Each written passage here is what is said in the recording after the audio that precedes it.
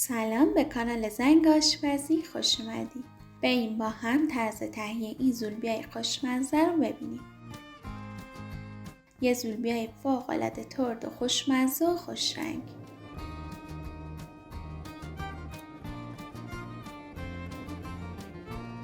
همچنین توی این ویدیو طرز تهیه این شربت خوشرنگ و با کیفیت هم میبینیم تا ازش برای تهیه زولبیا استفاده کنیم.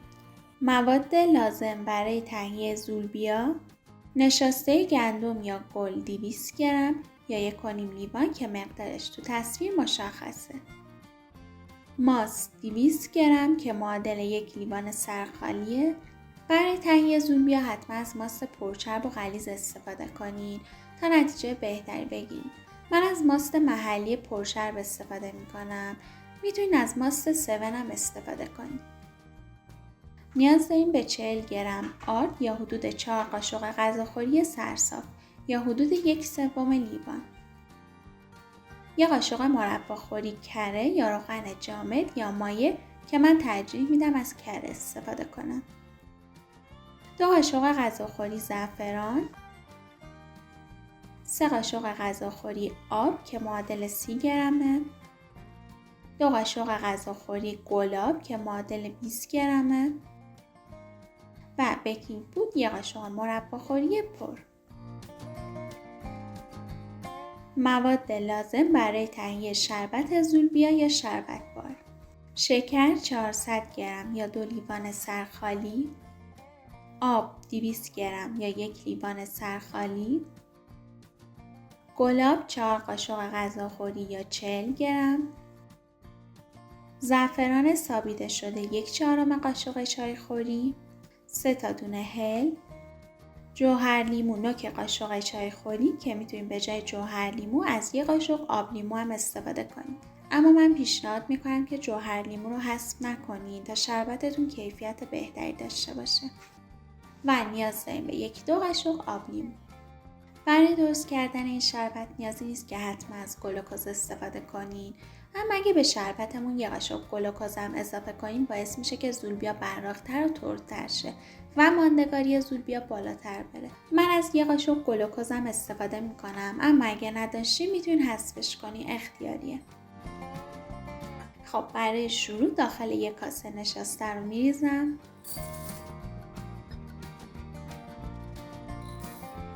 ماست رو اضافه میکنم که بهتره از ماست غلیظ و پرچرب استفاده کنیم. حالا نشاسته رو با ماست خوب مخلوط میکنم.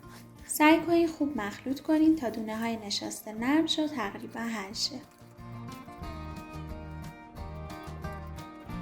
خب من نشاسته رو با ماست مخلوط کردم و به این حالت در اومد.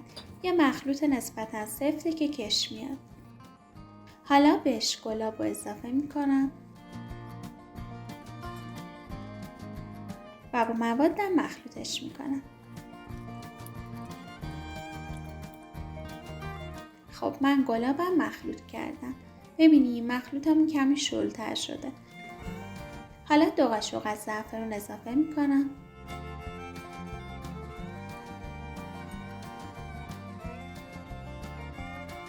و با موادم مخلوطش میکنم. من به این دلیل مواد رو یکی اضافه میکنم و مخلوط میکنم که مطمئن شم نشاسته کاملا باز شه و یک دست شه و نشاسته گوله گوله نمونه تو مایع شیرینی. خب من زعفرانم خوب با موادم مخلوط کردم و الان کاملا صاف و یک دست شده، نشاسته کامل حل شده. حالا کره رو اضافه میکنم و کمی هم میذارم موادمو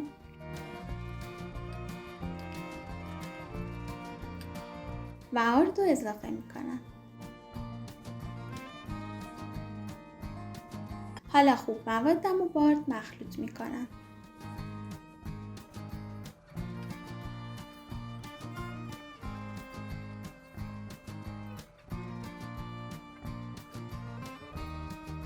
خب من موادم رو با آرد خوب مخلوط کردم و اگه دقت کنین یه خمیر سفت به دست میاد توی این مرحله. حالا 3 قاشق آب رو کم کم به خمیرمون اضافه میکنیم تا شل شه و به غلظت مورد نظرمون برسه.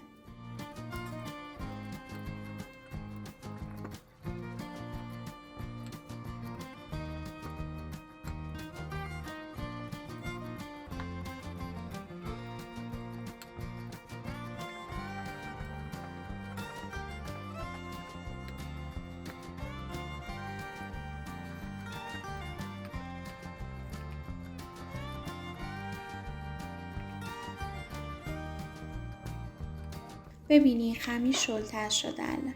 بیکینگ پودرم توی این مرحله اضافه میکنم و خوب با موادم مخلوط میکنم.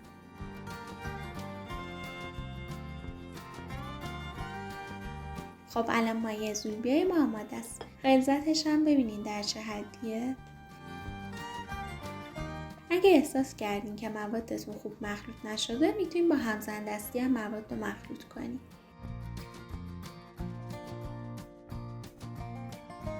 من دیگه زیاد هم نمیزنم موادمو چون کاملا مخلوط و یک دست شده و نیازی به هم زدن اضافی نداره. اینم از غلظت مواد. ببینید در چه حده؟ نه خیلی سفته و نه بیش از 8 شله. یه حالت روون داره. اگه خمیر شما سفت‌تر از این بود میتونید چند قطره بهش آب اضافه کنید تا به این غلظت برسه. فقط حواستون باشه که آب خیلی کم اضافه کنید تا خمیر بیش از 8 شل نشه. حالا روی مواد رو میپوشونیم و حدود 6-7 ساعت تو محیط آشپزخونه بهش استراحت میدیم تا یه حالت ترشیدگی پیدا کنه و حباب بزنه موادمون. خب بعد اینکه زمان استراحت مایه زولبیا تموم شد من شربت رو آماده میکنم. چون نیازی نیست که شربت رو بذاریم سرد شه و قراره که از شربت گرم استفاده کنیم. روش تهیه‌اش هم دقیقاً مثل شربت بامی است که تو ویدیوی قبلی با هم آموزشش رو دیدیم. برای تهیه شربت من داخل یه ظرف نسبتاً کوچیک 1 لیوان آب میریزم. 2 لیوان شکر رو اضافه میکنم.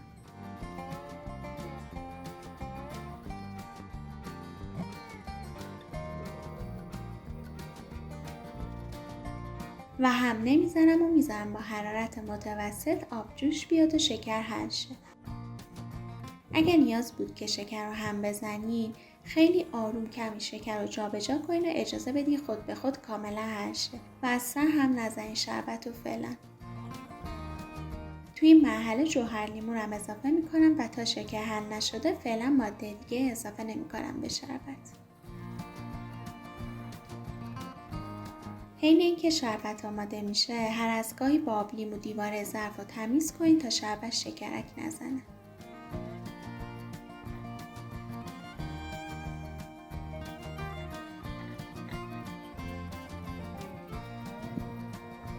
خب الان شکر کاملا حل شد و آب جوش اومده.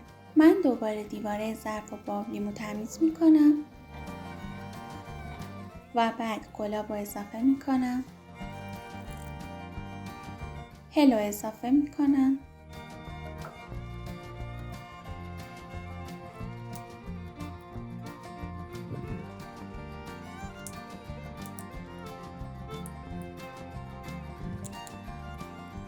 زعفرون رو اضافه میکنم و کمی هم میزنم و اجازه میدم 5 دقیقه دیگه بجوشه.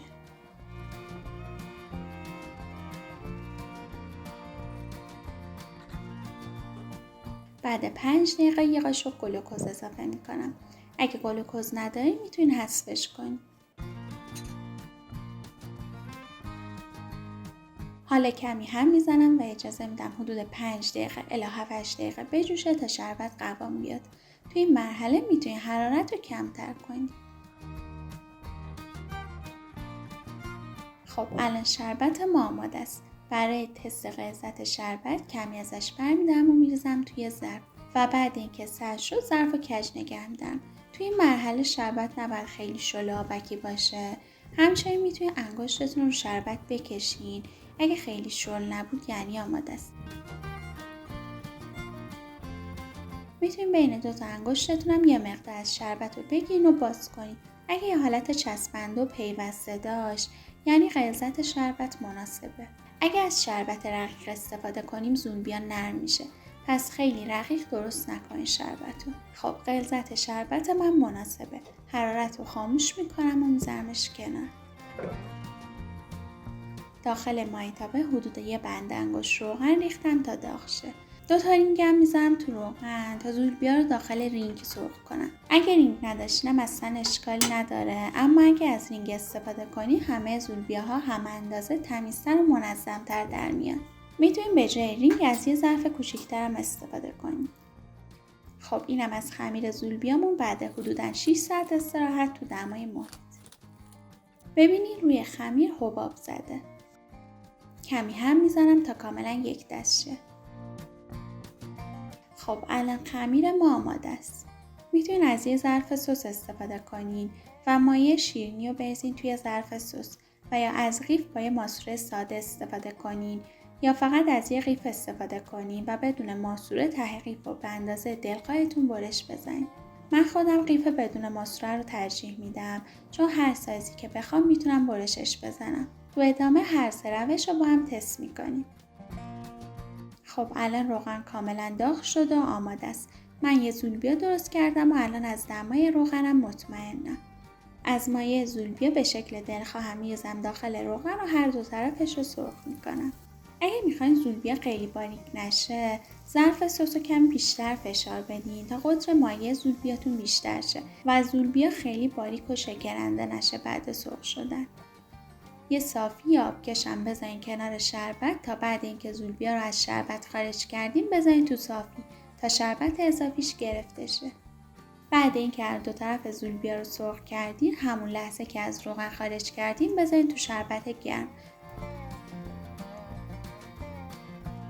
و با چنگال فشار بدین بره زیر شربت، چون اگه زولبیا سرد شه شربت رو جذب نمیکنه.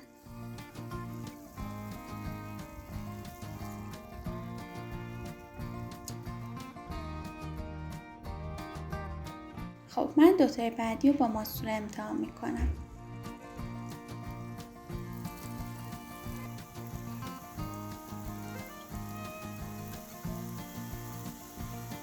ببینین چون سایز ماسوره بزرگتر از ظرف سس بود، بامیه ها کمی قطورتر و خوش فرم‌ترن. البته به خودتون بستگی داره که از چه سایزی استفاده کنید. یه نکته‌ای هم در مورد پهن شدن زولبیا بگم، چون میدونم مشکل خیلی است. دلیل اینکه زولبیا به حالت لوله‌ای در نمیاد و بعد سرخ شدن یه طرفش پهن و تخت میشه اینه که روغنتون به اندازه کافی داغ نشده و اگه روغن به اندازه کافی داغ نشه زولبیا سری نمیاد رو روغن و این حالت لوله‌ای رو نمیگیره و پهن میشه. خب بعد چند ثانیه من اینا رو از شربت خارج میکنم و میذارم تو صافی. نیازی هم نیست که زیاد تو شربت بمونه. بعد اینکه هر دو طرف زولبیا ها رو سرخ کردم میذارم داخل شربت و خوب همه قسمت ها رو آغشته به شربت میکنم.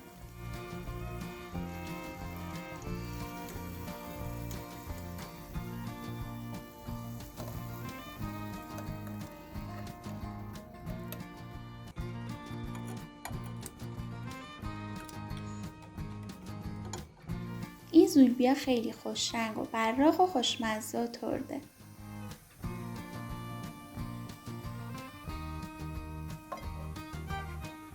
و اینم از زولبیای بدون ماسوره. ته قیف رو به اندازه دلخواهتون برش بزنین و از مایع شیرینی به شکل دلخواهتون بریزین تو روغن و سرخش کنین.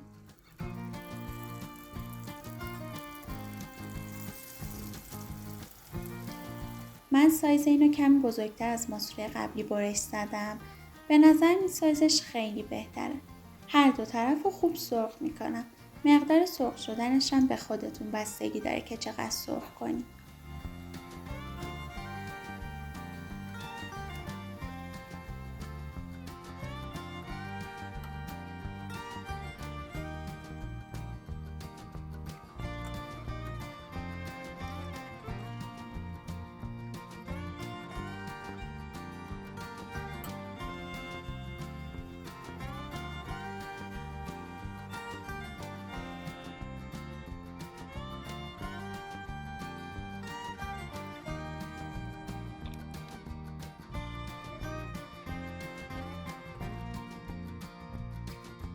خب بعد اینکه زولبیا سرد شدن میچینم تو ظرف سرو و روشون رو با خلال پسته و گل محمدی تزیین میکنم.